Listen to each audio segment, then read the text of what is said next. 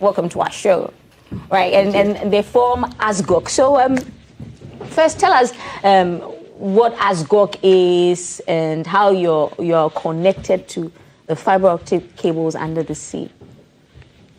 Okay. Thank you, yes. Valerie. So basically, ASGOC is a group of institutions that have operators that have come together who actually own and operate cables, submarine cables that are landing under the sea in Ghana. Okay. And we come together as a group to work around ensuring that the cables are protected. So our main aim is to ensure the cables are protected under the seabed. And so we push for policies that will point towards that angle to ensure that these cables remain protected. So when you say submarine cables, what do we really mean by submarine cables? Maybe I need to give a little bit of a picture. But submarine cables are high capacity connectivity cables. They're like wire, right? High capacity cables that sit under the seabed. Now they connect between continents and continents. They connect between countries and continents. And all they do is that they carry data, they carry voice, they carry videos, they carry everything that you can think about in terms of connectivity in terms of internet. These are carried on these cables in between countries.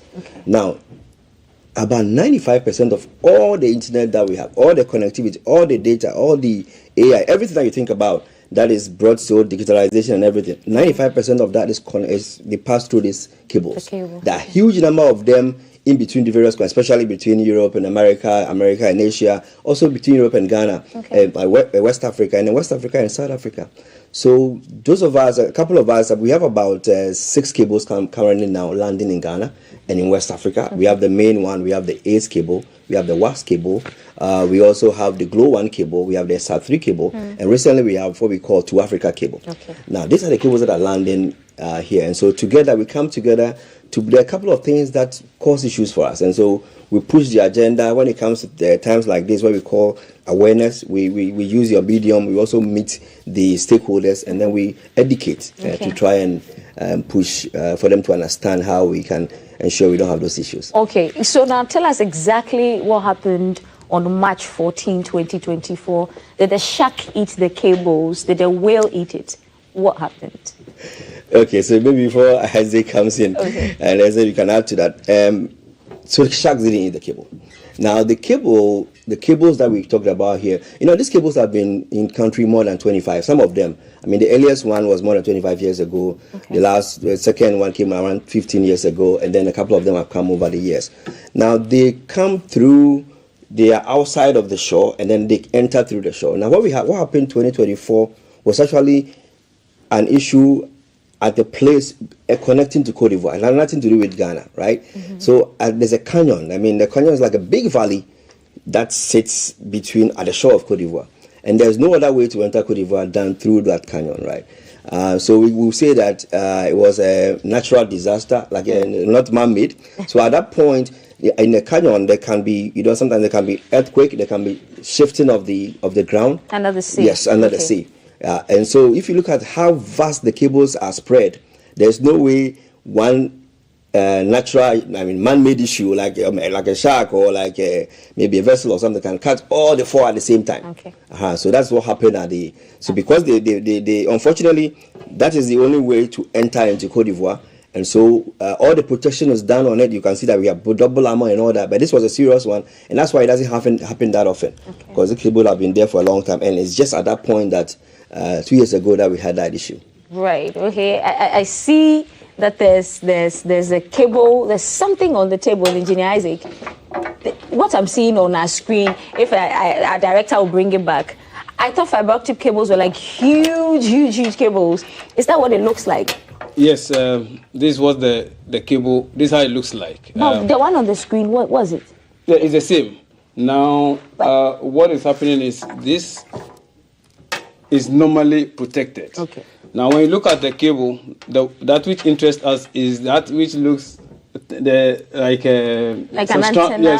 Strands of our hair, right? Okay. So this is the fiber optic cable. This is the cable itself, and then around it are some protection. So we have the armor, the first protection, because you cannot just lay this hair in the water.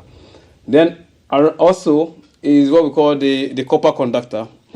Because the signal travels over time, you see what happens is it tends to degrade. The signal strengths tend to degrade. So you would need to amplify it.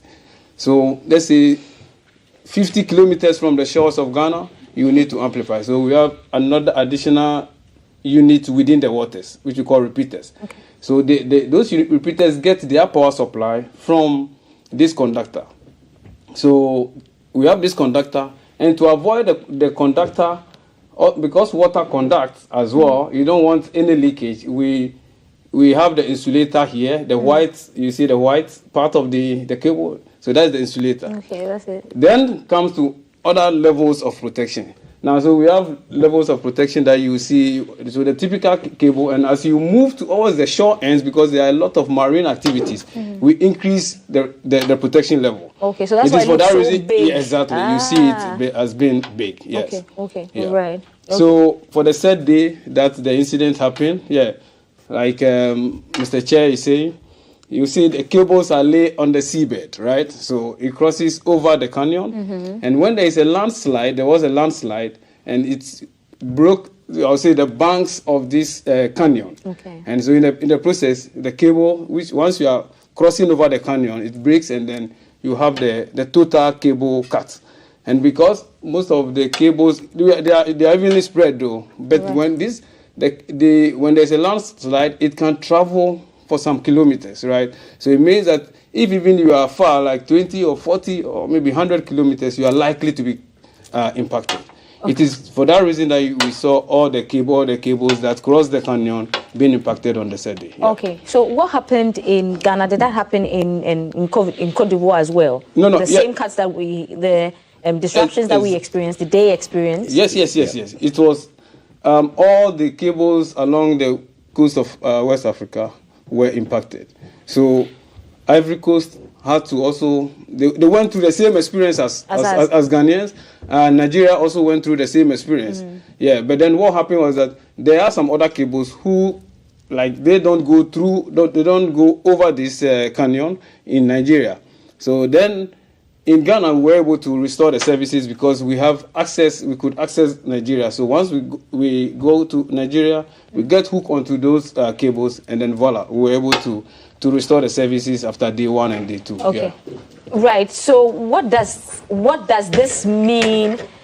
Because a natural disaster might happen again. Something could happen again and cut the cables. Yeah. So what does this mean for Ghana? If it happens again, are we prepared? Or are we going to go through 2 days of chaos? Okay, so maybe I'll take that. Yes. So typically, as I mentioned, these are things that normally don't happen that often. So I can give you some data. Since the first cable landed, that was at South more than 25 years ago. Till like 2014 thereabout, we had only like one fiber cut, and that one fiber cut affected only one cable. Now typically currently we have about 6 cables here. So normally if a cut is going to happen, it will happen to only one. And normally the cuts that we see are more towards human related. So that I will explain that. And about 75% of cuts really are in the whole world is about human related. The natural ones the other portion 25% of that. So we don't expect that. It's like COVID, right? You don't expect it to happen in a long time, right? So we don't expect that to happen in a long time. But yes, of course, we are prepared to ensure that because the cables really have become not just telecom cables; they've become an economic cable, right? If you remember clearly, the impact of the outage, because it affected all the 4 cables, it wasn't just saying that people could not access the internet. It wasn't just like that, because we've grown to a point where our sisters and our brothers are doing business online, right? So at that point, if you could not access a platform that allows you to even ride hail, that was an issue. So it has become very critical as part of our infrastructure. So even the government has taken notice of it, and we all have seen that these are critical national infrastructure through. So with our regulator, what are we doing to ensure that those things are prevented? So majority of it, which I mentioned is human related, is what we are targeting, right? It's 75%. Now, 75% is typically, so you can see that this cable, it lies under the sea. So when we have something like the big vessels, they have what they anchor, right? Okay. So when they anchor, the anchor is huge, and when it hits the ground, it can break the cable.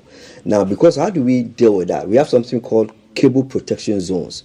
Now, these zones are distances around each of the cables that have been accepted and gazetted and said, these places you cannot anchor there. Okay, and the people are aware, the Navy and everybody is aware. So and they are on charts. Now, currently what we have is about 50 meters off of each cable. Okay. 50 meters to the left, 50 meters to the right.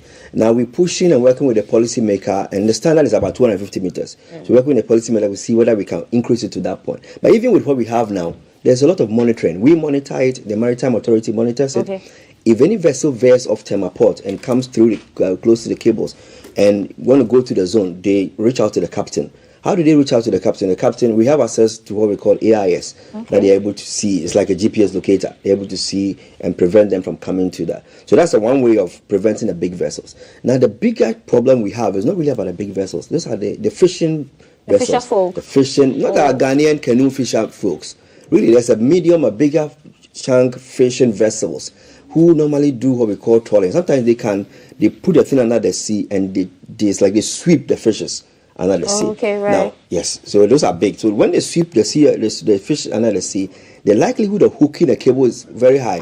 And it's not just our cable. There are a lot of cables under the sea. So the fiber cables are there. We have what we also call the gas pipelines. Remember the WAPCO, Ghana, yes. So those are so huge for petrol, for fuel for us. So because of that, these cables are all on the maps. So one of the things we do as part of that, we educate people, is that all the captains, all the vessels, all the fishing vessels, they are supposed to have these maps. And these maps are standardized. They all know it. But sometimes, for the sake of, maybe one thing or the other, they might not be adhering to it. So that maps show you where all the cables are so that you can avoid them. Okay, as much as possible, the trawlers also need to avoid some of those zones. So the trawlers as well are part of it. Now, what we see is that sometimes they put off their AIS. Now, the AIS, when they put it off... This is what allows the systems to be tracked. Yes, correct. Okay. So what happened? But we've been having good relationship with the Ghana Maritime Authority and also with the Navy around that. So they track that as well as us. When they see that, they can, if the person is becoming difficult to reach, they can let the Navy, and the Navy can go and then push them away from those cables. Okay, so those are some of the things that we are looking to ensure that we protect the seabed to avoid, because really the main issues will happen only close to the shore. That's why there's a lot of activity. That is where you can reach the cable. The cable, when you go further, you will see about 100 or 1,000 kilometers. You will not see the cable is way down. You can't reach it. So that's where those places they are safe. Right. Okay. So in marking today, what activities lined up for today? So today we are meeting. We are having an engagement. We are inviting the stakeholders, the Fisheries Commission, Ghana Maritime Authority, the NCA, the Navy, because they are all the stakeholders that help to support this the ecosystem. So we are meeting today to deliberate. Like we are saying, we want to have a reflection of what happened for the 14th March 2024, and then the lessons we've learned, and then what we can do going forward. So we are having that discussion and doing more education and awareness, just so that we will know that this infrastructure is not, as was highlighted, is an economic infrastructure, and that is what is driving us. It looks very tiny, as we can see, but this is what is driving the economy, and we cannot. It cannot be compromised. We need to make every effort to protect this, because once it goes down, once we lose it, we see the impact that it had on us. So every effort must be made at protecting it, and we are hoping that we get the media space, we get the support from everyone, because most of the fisher folks, they are not aware. The problem is that a lot of people don't know what is out there, what is driving us, and so the focus really is what we can do as stakeholders. Everyone is a stakeholder in this case, and just to make sure that the education goes out there, so we can have the needed support, because as was mentioned, you cannot be in the waters and put off your AIS. There is a likelihood that you may not know that this infrastructure exists here. Once it is on, we can advise you. We will inform you, because by through the collaboration with the Navy and all that, we can alert you that where you are sailing, it is not safe if you can move away. Because normally when we are even doing a maintenance, in instances when you do a maintenance, it is the same thing we are also being advised. So we want to entreat everybody to do same, so we can support the system. Right. Yeah, thank you. Final words, Engineer Emmanuel Kwating, before we head out of here. Yeah, thank you. I think GTV is a big platform, so once I'm here, just take advantage. We do a lot of this engagement with our stakeholders, but some that we have not been able to do, just to let them know that, of course, this has become a national asset. Submarine cables have become a national asset. So wherever you find yourself, let's look at how we can ensure that our captains are doing the right thing.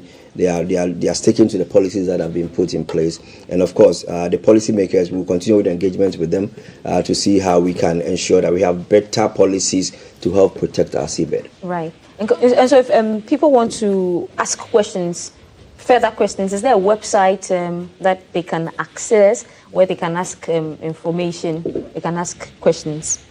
Yeah, because we are not putting together the association, the website is not yet out yet. But you can reach us directly to any of the submarine cable operators. The main one which is operated by Dolphin, main one operated by main one, WAX operated by MTN, and the South 3 operated by Telecel. They can reach us directly and we can give them any input. But with time, we'll come out with the website. They can reach us directly. And then also at the moment to add, if you want to send us any further email or something, you can say ascog.gh@gmail.com. But ascog.gh@gmail.com. Yeah, but as I said, we'll update. But for now, we can use this to reach out to us. Yeah. Right. Thank you so much for coming. We've been spending time with Engineer Isaac Tay Aiku and Engineer Emmanuel Kwating. They are members of ASCOG, and they've been telling us what happened exactly today, 2 years ago, when those fiber optic cables were cut in. We all thought it was sharks and whales, and so there's an ongoing awareness out there. So if you reach out to them on socials, you'll be able to understand better what's happening. We'll take a break. When we come back, we'll be talking Ramadan and the end of it and all the feasting. And thanks to Allah. We'll see you after this break.